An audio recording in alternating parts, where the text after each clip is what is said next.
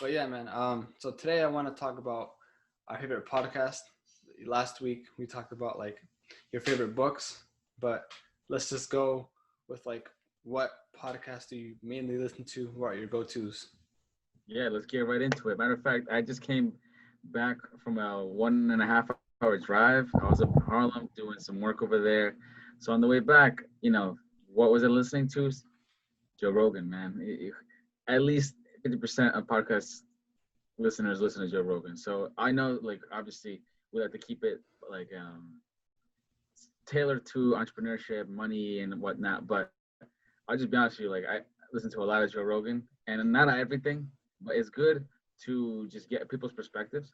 I like the way he talks. I learn a lot from Joe Rogan and how he listens and his follow-up questions and the way he pauses or just his questioning is like something that's a skill, I believe. So I like to listen, not just because he has interesting people on the podcast, but I take from him and try to apply that to like when I talk to a client or I talk to just friends in general. So in his podcast, what I like a lot is that he's very diverse. Like if I want to listen to someone that's crazy, like he has this guy on today called David. Is it David Cho? Something like that. Asian guy. Yeah. What an interesting motherfucker. I listened to him today. So different from me. So different from me. But it's nice to get the perspectives of people that just think and are completely different from me. So that first off the bat, like it's something that I gravitate to, the Joe Rogan podcast. Let's go along the line of like that episode because I listened to it as well, and it's like a pretty long one.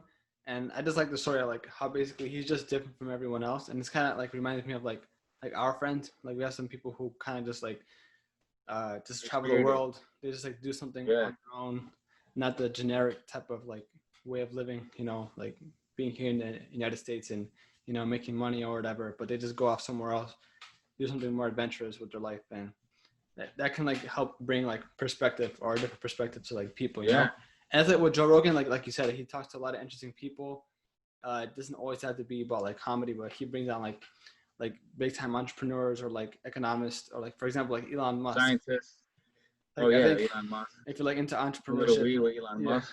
you can like kind of learn like his work ethic or what his kind of like his mind works, and you can kind of, I guess, if you want, reverse engineer that to apply it to your life. But you get to hear the best people in their fields, and you can learn from them. It doesn't have to be about finance or entrepreneurship, but you just learn from the best people in their field, reverse engineer their mind, and you can just apply it to what you're learning or what you're doing.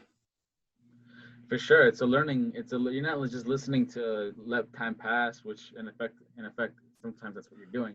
But if you really pick up the conversations, like what you mentioned, that guy David, what's his last name? David Cho, I think. David Cho. Choe. Okay. Well, everyone should listen to that. It's pretty long, but at first you think he's like, what is this guy up to? Like, I don't even want to say some of the stuff that he's done on this podcast. It's out there.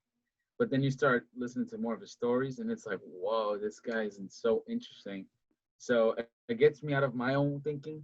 Sometimes you're stuck to the same routine. Even if you're an entrepreneur or in the corporate world, you're used to essentially the same steps in order to get to your goal. But it's good to hear other people's steps, if you will, and how they operate and how they function. Because it could be totally different from what your reality is. So in a way, it's like spiritual and psychological in many effects. Mm-hmm. But then there's also other podcasts where you get technical and you listen. You have to listen to what they say every minute because it throws so much facts and so much information. So first and foremost, like I like to listen to just conversations.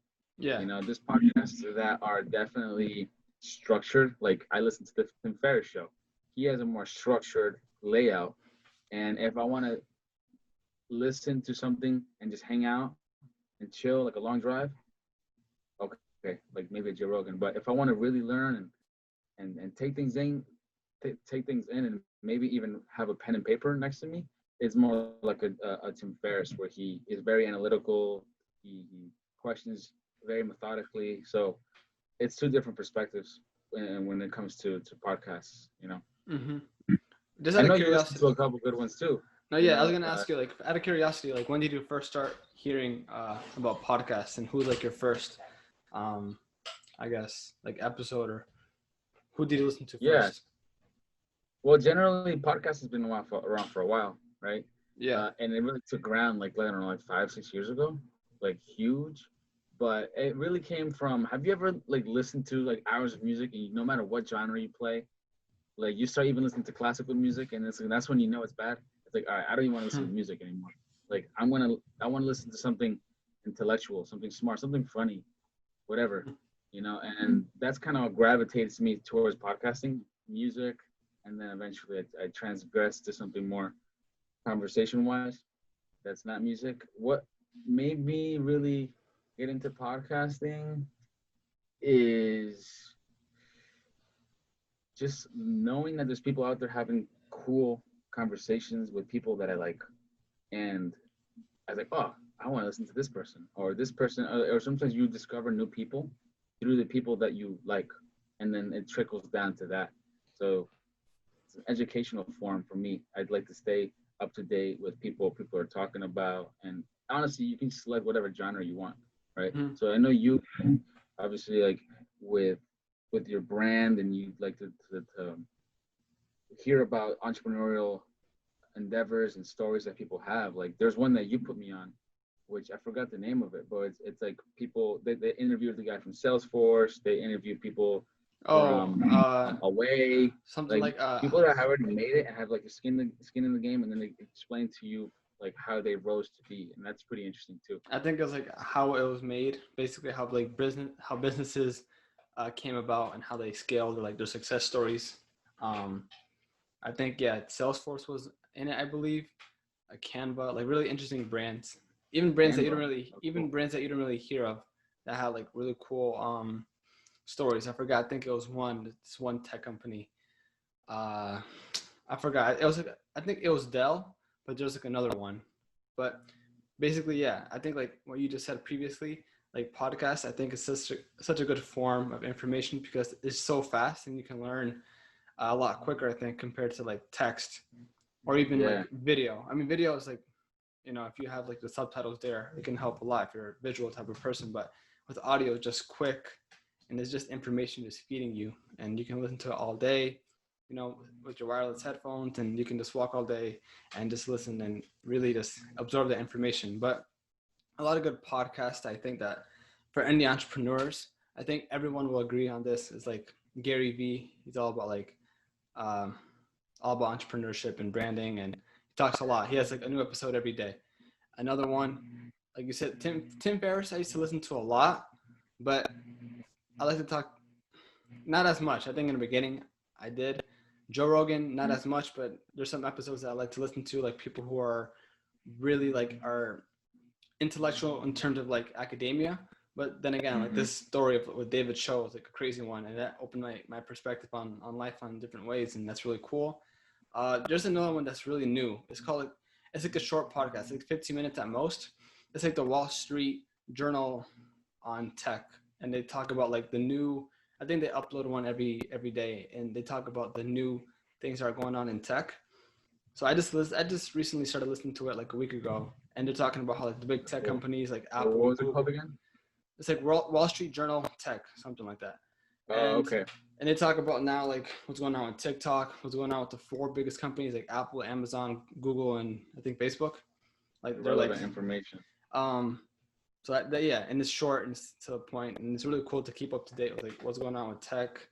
And then there's another one that like I forgot what it was called, but basically there's like 2 series. It's kind of like a Netflix series, but it's all audio. This guy talked about the rise of Amazon and how it came about, and like something on with like Netflix. I'll put that in the show notes. Cool. And then like the one that you just described, like how it was made or how it's built, or how I built this. Basically how companies, like the owners or the founders of the company, scale their business from like scratch. The kind of like their success story. And if there's anyone going into like e-commerce, like online businesses, there's this guy named I forgot his name, but his podcast is how my wife quit her job, and he talks about with like other like entrepreneurs and how to like they grow their brands and businesses with like e-commerce. So everyone has like online shops, and it's kind of like not the new wave, it's been around for a couple of years, but it's basically like I'm not gonna say retail is dying, but I think the growth at which e-commerce is, it's definitely catching up. If not, it's you have more sales online. So I think that's a good component for any entrepreneur who has an online business to listen to that podcast. Yeah, there's so many, right? Like I didn't even Mm-hmm. name others that I like to listen to. I think I need to start listening more to those because that those are a little bit more, informative. Other ones that I like is Bowery Boys. It's very niche, but I'm not even gonna go into it too deep. But it's essentially like New York City history. I think New York City is one of the coolest cities in the world. We live 45 minutes away from it. Awesome. So it just dissects like each neighborhood and they go in on like each neighborhood and the history and stories of the neighborhood. It's pretty cool. You learn a lot about like the city, which I'm there all the time. There's another one, a history one. I forgot it's the biggest history podcast. Like he's like the king of it. Like I'll give it to you so you can put it in the show notes. But he's like a master class. Like, he never stutters. He's just a normal guy though, and he just talks like for 3 hours about like let's say the Japan. He like brings you through the dynasties.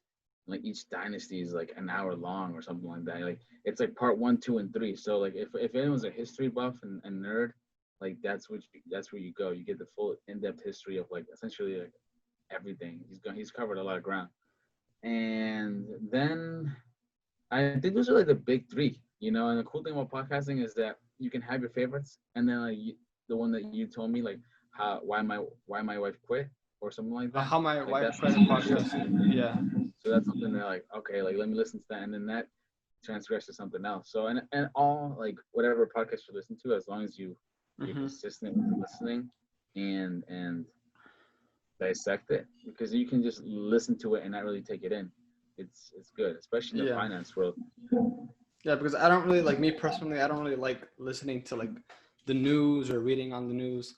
I kind of Yeah, just it's listen to boring. podcasts. So, like I keep up to date with like the science, with like what's going on with the tech sort of stuff, and then the new waves in entrepreneurship and how to build a brand and stuff like that. So I listen to like a lot of like not a lot, but a good amount of Neil Degrasse Tyson. He talks about like StarTalk, right? yeah, StarTalk talks about like black holes, like physics, like coronavirus, like crazy stuff that Yeah, like these is are really informative. geniuses. Yeah, It's like someone that's sitting right next to you talking to you. It's like it's priceless and it's free. So yeah, it's good. It's good. I definitely want you to put on the show notes more investing type and branding type podcasts. I think those are really good. For someone starting a business or just hearing the personal side, like I think starting a business it could be intimidating and just like a huge mountain to climb. So hearing stories of people that have already done it and them going through their struggles and picking up on that is like, oh shit, like okay, it makes it more personal. mm-hmm. Yeah, So because it's pretty. on one podcast it's uh like on how I built this. That was like more of like not corporate per se, but they raised a lot of capital to build huge businesses, and then the other one's like, oh, like the everyday sort of person can like really start their own online business in a matter of like days, if not hours. Um, and then like they can really escalate their business because a lot of people, a lot of entrepreneurs, YouTubers, like Instagrammers, like it's really to start a business. Like technically, isn't so difficult because you can make a website, you can make an online shop in a matter of hours with the help of YouTube. But since there's like a lot of competition, uh, not only on social media but like online to sell a certain product or service, that's when like consistency and I think branding plays a huge part, and that's what a lot of Time, right? entrepreneurs say, and that's like what we're trying to learn about. And it's really cool to listen to like different perspectives, and each entrepreneur, I don't, the cool thing with business is like there's no one right way. I think there's many ways that you can be successful and reach your end goal. And I think that goes to any principle, right? There's no one exact way as long as you reach your goal, and everyone has their own unique Yeah. style of doing something. Sure. And as you listen to different people, you kind of, have different ingredients to reach your goal, to reach your ambition, Yeah. I even like hearing you say that, like I want to listen to some of these people. And I think it also generates creativity of like, oh, this is how this person started, or this is how they this is the hand that they were dealt with, and yet they still managed to produce this X, whatever it may be. So it's like it's invigorating and motivating also. Mm-hmm. You can always go on rabbit holes too and listen to stupid shit. Like Joe Rogan again, he has his comedian buddies, and then you listen to that, and it's like, I didn't pick up anything, but I just laughed. Pretty much. So you go on rabbit holes, but I think all in all, we talked about books last week, talked about podcasts. This, like, it's many methods of getting information, but podcasting is definitely gaining ground, and it will continue to grow.